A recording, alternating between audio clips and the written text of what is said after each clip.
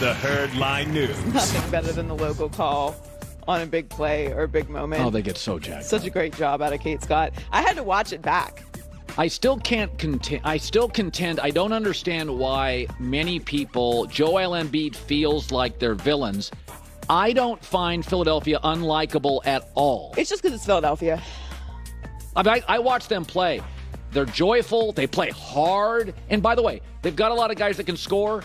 They move the ball pretty well. You don't feel like Brooklyn where it's like they're not designing things. They appear coachable to me. I mean, I don't love, the knock on Doc Rivers has always been, he didn't really design, they don't love his schematic designs late in games, whatever.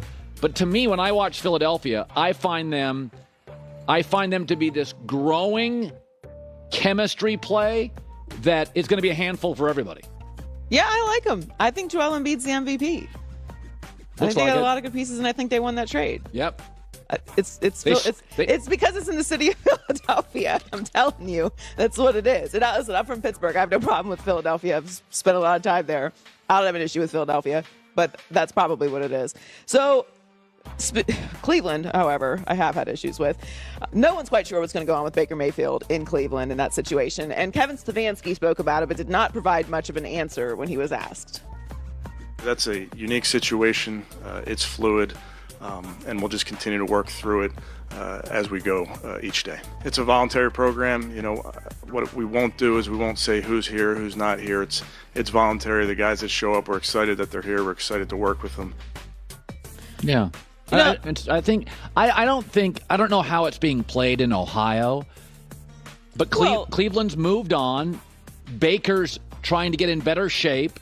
And he's rehabbing his injury. I don't have a problem with either side. I think it's all fine. Baker's waiting to eventually get moved to a team. I had zero expectations of him coming to voluntary workouts. Most veterans don't go to voluntary workouts at all. So even if he was healthy, I don't know that he would be at voluntary workouts. Yeah. This is for fringe guys who are young or new. Yeah. Generally, the veteran guys don't go. Unless, you have a new receiver that you're trying to work with or whatever. But I don't even know if I would expect Baker Mayfield to be there. When I think about the Baker Mayfield situation more, though, I feel lucky that I'm a slow kill. What do you mean? I'm not a reactionary person. I don't always make the right decision. That's for sure. I've made lots of terrible mistakes. But I'm a slow kill. So if something happens that upsets me, I don't immediately react. Yeah. I just take a beat.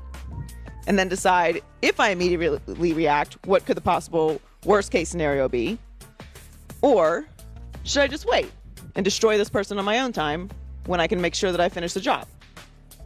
I don't think Baker has that in him.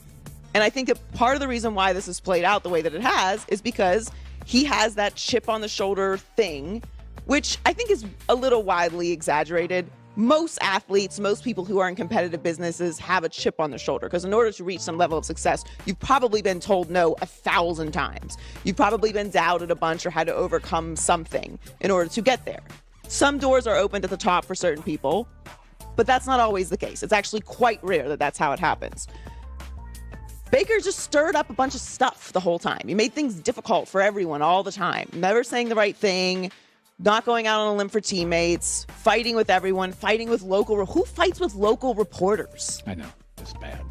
So I thought about it this morning. Like, if this was not like Baker and all the stuff that comes with Baker, I think he would have a much more sympathetic reaction from everyone because what the Browns did was kind of insane. They just straight up moved on from him. Well, and after he sacrificed his body for an entire year and won and dragged them out of irrelevance and complete dysfunction and won a playoff game over the Pittsburgh Steelers. What the Browns did is what the Denver Broncos did. Now, different circumstances, but it was the Tebow thing that you had a quarterback you didn't truly believe in, Baker and Tebow. Different player. Baker's much better. Yeah. But you didn't believe. But you had the fan base because each had won a playoff game. You had a lot of kind of like... a little bit of an emotional attachment. Yeah, and for different reasons. Low information football people like, that's my guy. Where GMs in the league didn't buy Tebow at all, and most don't buy Baker as a franchise guy right now, currently. So what do you do to bring in a new player? You have to bring in a rock star. Peyton Manning, Deshaun Watson, right? Where everybody immediately acknowledges, okay, that's a massive upgrade. If you just bring in a guy, like a Trubisky, you're going to create this fight in the locker room. So Deshaun, I totally get why they did Deshaun, because he was the star on the market they could get. It's the talent side of it completely shuts down any argument. That's right. There's nobody disputes that. And now the Baker fans, or they're in Denver, the Tebow fans in the end, are muted. They look kind of silly. Right. Nobody is just like, so when people are, you don't have to like Deshaun or the whole situation, but you have to at least understand why they went with a superstar. It's the same thing Denver did. In LA's the difference is in Denver you had Tebow, who's like Tim Tebow, and then you moved on to Peyton Manning, and in Cleveland you had Baker Mayfield, and then you moved on to Deshaun Watson, who might not even end up playing. But both won a playoff game. Right. Both had believers, but the believers were not in the front offices. Correct. Yeah, Denver and Cleveland's front office didn't buy into Tebow or Baker, and so how do we get out of this thing? Let's pivot to a massive star acquisition at their position. Yeah, you had to pivot so hard in the talent direction. Spend the money. Yeah, there was no argument Peyton about it. made a fortune. Deshaun guaranteed. So according to reports, Devin Booker is likely to miss games 3 and 4 against the Pelicans with a mild right hamstring strain. He hasn't been ruled out for the rest of the opening round series, but he injured his hamstring in the third quarter of game 2, contesting a transition dunk. The Suns ended up losing 125-114. He has battled hamstring injuries for the last 2 seasons, but game 3 is tomorrow night in New Orleans. The Suns are currently favored by 2, according to Fox Bet. I think that the Suns will end up winning this series still, even without Devin Booker. Yeah. I mean, obviously it depends on how the next few games go, but if they have a control over the series, I would imagine they'll just rest him until the second round, if that's how the rest of the series ends up playing out. It's interesting. I think they'll win despite Devin Booker. Milwaukee without Chris Middleton is huge because I believe Chicago has cleaned stuff out, moved the furniture out, cleaned the house up. You don't have to redesign the house. You don't even have to stage the house. Clean it up. Just clean it up.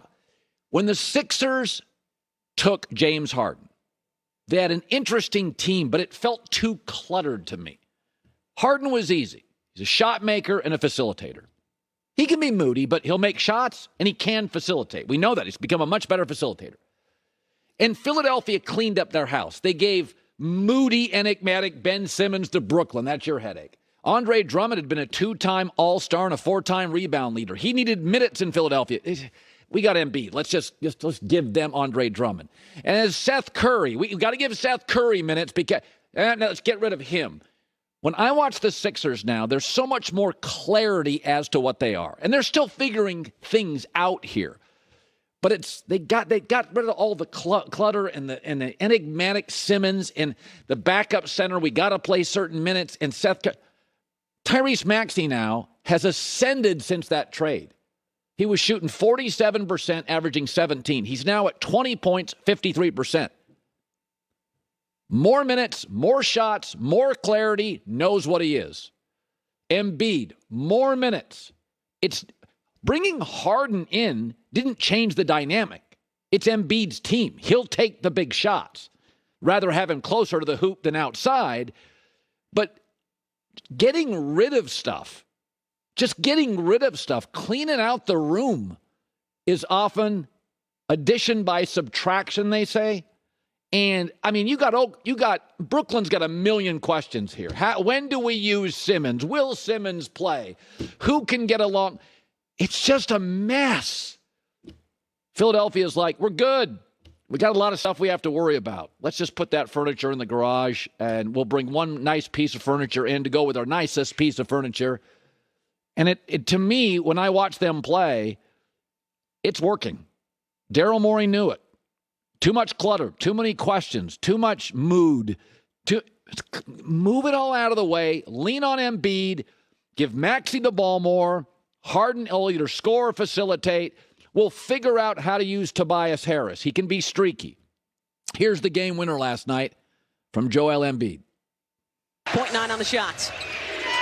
Embiid turns, fires for the win. Joel Embiid and the Sixers take game 3 here in Toronto.